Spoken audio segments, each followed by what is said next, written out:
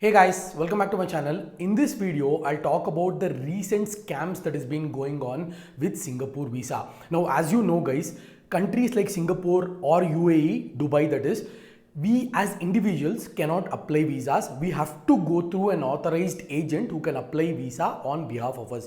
Now, what is happening is many agents, many famous company agents are making use of this loophole and demanding more documentation in the name of additional checks in the embassy and asking more money as well in some cases with us normal travelers. Now I'll explain what is this scam about, what exactly is going on, what you need to be careful about, and how much maximum you can pay for an agent. Any famous agent, what is the maximum amount? I'll explain everything in this video. So before we get started, as usual, as you can see on my screen, 98% of you guys who are regularly watching my content are non-subscribers, which is very disappointing. So kindly hit the subscribe button and support my channel.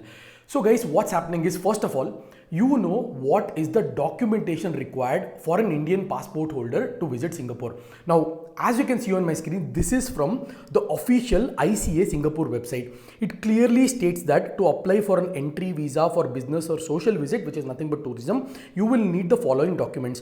Duly compiled Form 14A signed by you. Your visa application shall be based on the information declared from this form. ICA may request for the form to be submitted. Your recent passport size photograph taken within the last 3 months. Please see photo guidelines.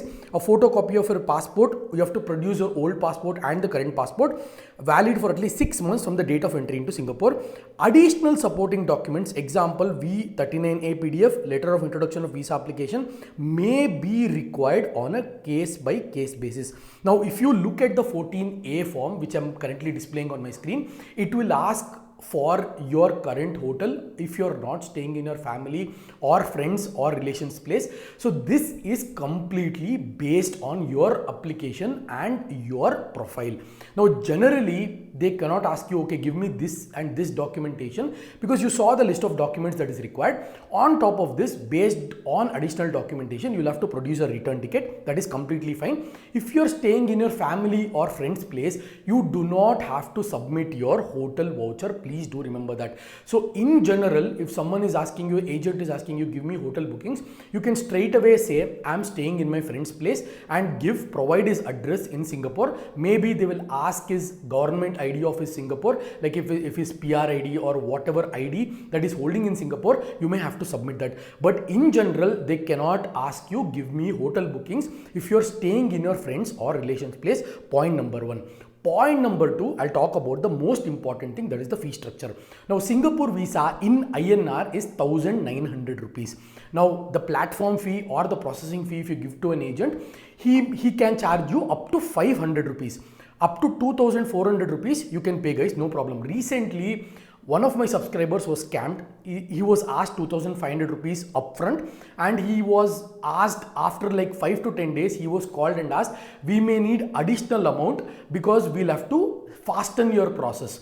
Now, they knew that his travel was very soon, and to take advantage of this loophole, his visa might have already been granted, we don't know. So he was asked an additional 1,000 rupees in the name of fast track of his visa application, and he provided those 1,000 rupees, 3,500 rupees in total, and then he's got his visa. So do not pay beyond 2,400 rupees to any agent, guys. If you need help with agency, I am also very skeptical to give you the agent's name, because they might turn to be corrupt or scamsters in the future. So ping me on Instagram. If you are staying in Bangalore, I can recommend you a few genuine agents. But again, if they go blackout tomorrow, do not come to me, because visa can only be applied through agent. If Singapore visa was to be applied by individuals, I would have already made the video and saved a lot of money for you guys. But this, we'll have to take it process by process. So point number one, you understood. Point number one is hotel bookings. Point number two is the fee structure. Do not pay beyond 2,400 rupees. 500 rupees is the maximum you can pay in the form of platform fee. Point number three is the documentation. Now, if you are working in an IT company, yes, past 2 IT returns is definitely needed as per the ICA website. Provide your past 2 IT returns statement and your bank statement of 6 months or 3 months of pay slips. It is not both, guys. So if you're providing 3 months of pay slips, you do not need to provide bank statement of 6 months. If you're providing bank statement of 6 months, you need not provide bank pay slips for the last 3 months. Now they are asking a few agents, my subscribers came to me last week, that's why I'm making this video. Few of my subscribers were asked not only 6 months of bank statements but around 1 year of bank statements. They were asked about their Aadhaar card, which is not needed at all. They were asked their PAN card in the name of documentation, which is not needed at all. And they were asked 6 months of payslip and cover letter from yourself stating you're working so and so company. Now these documents are not needed, guys. What is happening, I'll tell you. Initially when you go to an agent, he'll tell you so and so documentation, and then he'll tell provide these documents in case if visa gets rejected, provide so and so documents because in case we don't know if visa gets rejected.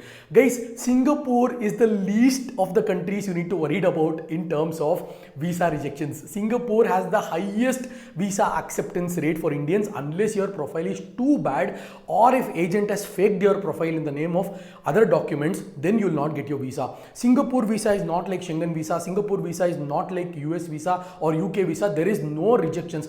I have come across maybe out of 100, 200 applicants, maybe there is rejection for one person. Singapore, you don't have to worry about. Follow the ICA website. Official Singapore website is the ICA website. Follow the ICA website and adhere to the guidelines. If he's asking you additional documentation like Aadhaar card or PAN card, do not provide any of this documentation.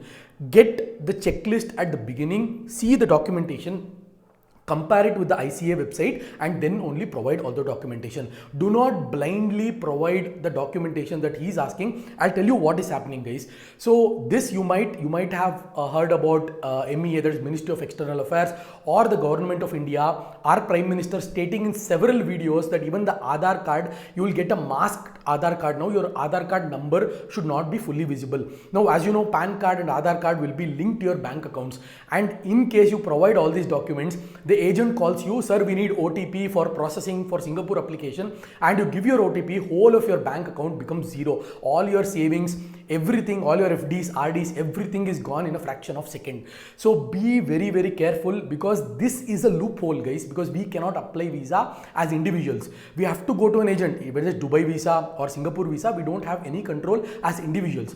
So you'll have to be additionally extra careful in terms of providing your documentation, providing what documents you need, what the agent is asking, and in what parameters. You have to be really careful. So the example what happened last week is, if you provide your Aadhaar card, your PAN card, these will be forged into someone else's name to create their own ID cards. Maybe it's illegal immigrants coming from different country crossing the border to India, or people who don't have proper documentation. Maybe someone who is not working, who doesn't have a job, who's totally relying on his parents' money or his dad's money. Now he cannot get visa at any cost. So at this point of time, what will happen is they'll charge him 7,000 to 8,000 rupees. They'll forge the documentation and provide to the embassy. Now embassy, on the other hand, will not have the bandwidth to search or verify all the documentation like a Schengen visa or UK visa or a US visa. Now, these West countries have a very, very strong documentation check policy. If you give any kind of irrelated or fake documentation,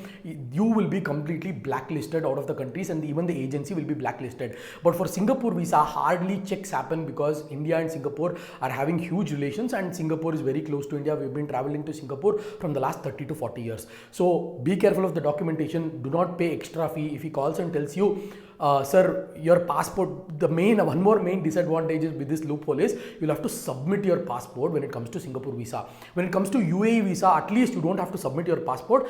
You can send your passport copy over the email and they'll get you your e-visa. But for Singapore, what happens is you need to provide your physical passport, and that will be sent to the embassy of Chennai, into the Singapore consulate, embassy of Singapore in Chennai. So it will go to Chennai, your documents will be verified, and you will get it back to different parts of the city. Where, like if you're staying in Bangalore, Chennai would be the closest.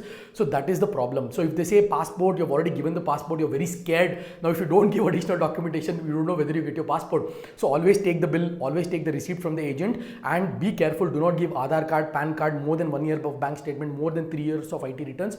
Please be very, very careful, guys. And also do not entertain or do not get scared in this point of view you. Remember, you can go through legally and you have legal help, and all the consequences can be dealt with legally. You don't have to worry about it at all. You have all the proof, all the receipts. So do not provide additional documentation. Now, I don't want to name a few famous agencies, visa agents in Bangalore have stopped issuing Singapore visa. Now, I don't want to take the name obviously, guys, but it's a very small channel. I don't want to get banned, but I just want to tell you that save your own money. See, this channel is created to save your own money, to be very cautious. This is not to promoting any brand or something. I'm not asking you to click any link. I'm basically telling you, be careful when it comes to visa agents. That's all, guys. I hope this video was very, very informative. I wanted to keep it even more shorter, but there was so much information to be given that I couldn't keep it shorter. I'll catch you guys in my next video.